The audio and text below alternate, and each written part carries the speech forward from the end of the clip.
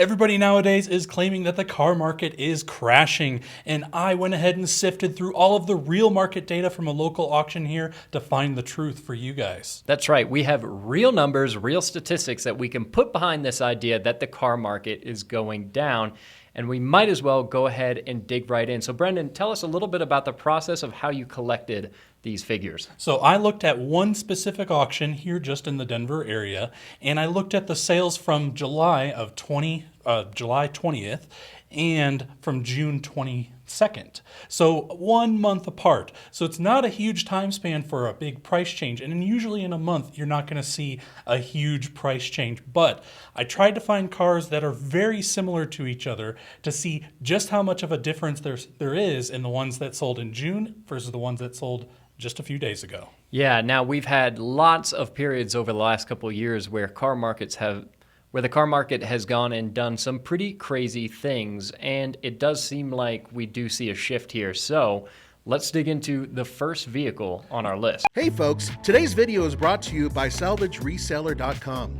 This website allows you to bid live on online salvage auto auctions without a dealer's license. You can register for free or use the 20% off coupon in the description below. Go find your salvage car gem now.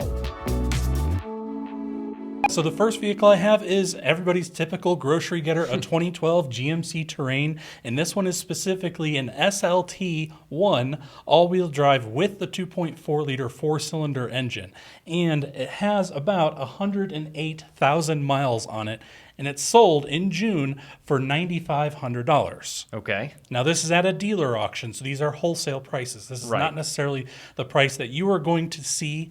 It's going to be a little bit lower than the price you're going to see, but if you jump forward to July 20th, you'll see I've got a 2012 GMC Terrain SLT2, which means it actually gets the 3-liter 6-cylinder and has 101,000 miles. So fewer miles, bigger motor. Exactly. Fewer miles, bigger motor, and it sold for $7,600. Yeah, and are they similar condition? Yeah.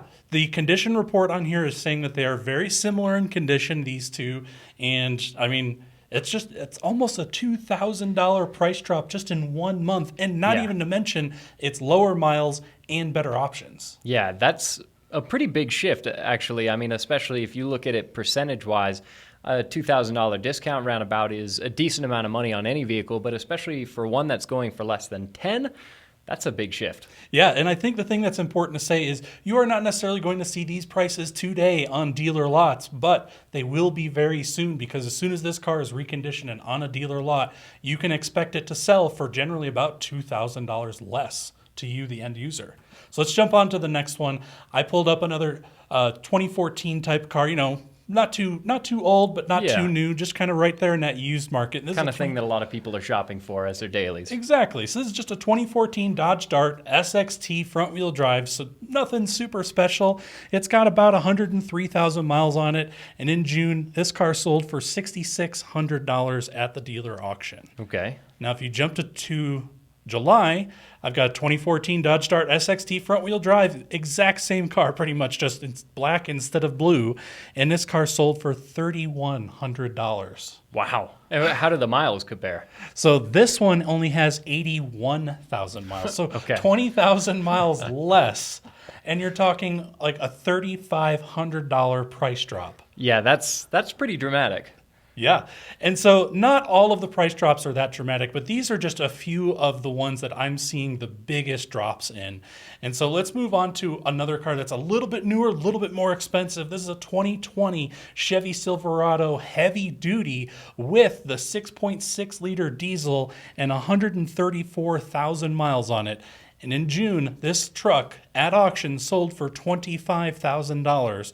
Now, if you jump forward to June, I have a 2020 Silverado heavy duty with the 6.6 liter diesel with 149,000 miles on it, and it sold for $1,000 less. So even the big desirable trucks are dropping. It's not as significant of a drop, but they're still coming down in price. And it's a bit more mileage, but not significantly more. And the other thing being, too, that another 10, 15,000 miles on an HD diesel truck like that is really not a huge deal.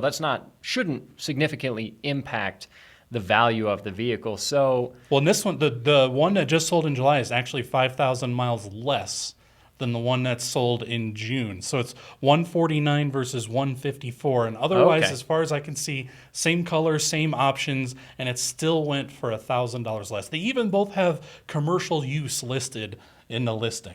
yeah, and that's especially impressive because trucks have been the main thing that we've seen really holding value and being really desirable, really difficult to get your hands on because people need their trucks to work. They need them to function, which is why a lot of people need newer trucks that they're not going to have problems with and difficulty with manufacturing, making the supply difficult. This has just been the pot of gold for a lot of people is the value on trucks. But to see that is even coming down, even if it's just a little bit, Yeah. that's pretty huge to see. Yeah, and I wanted to make this varied, so I looked at a lot of different ends of the car market. As you can see, we've got an SUV mix, that's yeah. kind of a mid-luxury SUV, a basic entry-level front-wheel drive sedan, and then a full-size heavy-duty truck, and it is affecting all different categories of the automotive market. And that's not all. I have even more cars here for you. So I've only shown you American cars so far. Let's even jump to a Japanese car, Lexus, which is basically a Toyota underneath. This is a 2008 Lexus RX 350 all-wheel drive, and this car has about 187,000 miles on it, and in June it sold for $4,000. And this car even has reported structural damage on it, which that's kind of scary for a lot of people, right? Yeah, You reported absolutely. structural damage. A lot of people are going to run away for that. It's I still would. sold. Yeah, exactly. Yeah. Me too. It's still sold at a dealer auction for $4,000. Now jump forward to July. I have pretty much that exact same car, a 2008 Lexus RX 350, except this has got 152,000 miles on it. So it's 30,000, actually Yeah. 35,000 miles less. Pretty significant. And no structural damage, and it sold for $200 less. Okay. Yeah, so it seems like even if you're shopping in the same price category as you might have been a month ago or even a little before then, what you're going to get for your money appears to be a lot better. Exactly. Yeah. And so this is showing right here that it, just as you said, it wasn't a huge price drop between the different cars, but the quality of the car went up for the same amount of money. Significantly, yeah. Yeah. So now another Japanese car here. I've got a 2013 Nissan Pathfinder. And this is the SV trim with the front wheel drive.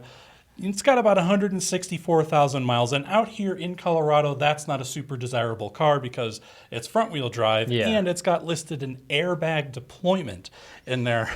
And Yeah. it sold for $4,100 in June at a dealer auction. Right. Now, jumping forward to July, I've got a 2013 Nissan Pathfinder SV, but this one's got all-wheel drive, and it's only got 137,000 miles on it. So we're talking about about a 25,000 mile difference, and Right. no airbag deployment, and it sold for $4,100. Okay. Yeah, so there seems to be a pretty apparent trend here. And yeah, I mean, again, especially here in Colorado, all-wheel drive commands a huge premium. That is such a massive difference. I mean, you can get around here with front-wheel drive. On the front range, that's not a huge issue, but all-wheel drive is really helpful, obviously, and if you want to go up into the mountains, it's kind of necessary. So that, I mean, the fact that these two are that comparable, even though this is all-wheel drive, that Yeah. says a lot in Colorado. Exactly. The fact that the all-wheel drive version is selling for the same price. And I wanted to go back to an American SUV. This is a 2012 Jeep Grand Cherokee Laredo with four-wheel drive, 177,000 miles on it. And in June, it sold for $5,800. Now, jumping to July, I've got a 2012 Jeep Grand Cherokee Laredo all-wheel drive with 153,000 miles. In July, it sold for $5,100. Yeah, and obviously, I mean, it doesn't have some of the adornments, but, you know, modifying your vehicle doesn't really add value to it in most situations. I think a lot of people would rather see something that's been untouched and left alone like that. So, yeah, in really all fronts, it seems like the Jeep that sold this month. Yeah, and Should out be here worth in more. Colorado, all-wheel drive Jeeps command a huge premium because Absolutely. everybody wants to go have a vehicle that they can go to the trails with, take a little bit off-roading, maybe do a little overlanding. And so the fact that even that category, it's not a huge drop, but it is a drop. It's a measurable drop. $700 in 1 month is a pretty significant drop. If you stretch that over the course of a year, that can be a huge drop if that trend continues.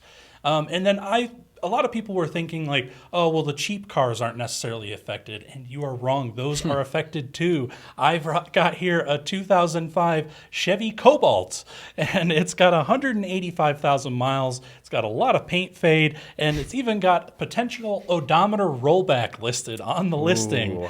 And in June, it sold for $700. Okay. Not a lot of money, I know, but I just wanted to give you a different look at a different category of the market, which usually isn't affected by downturns like this. But in July, I've got a 2005 Chevy Cobalt with 177,000 miles on it, so about 8,000 miles less. And it's also got paint fade. It's also a 4-door.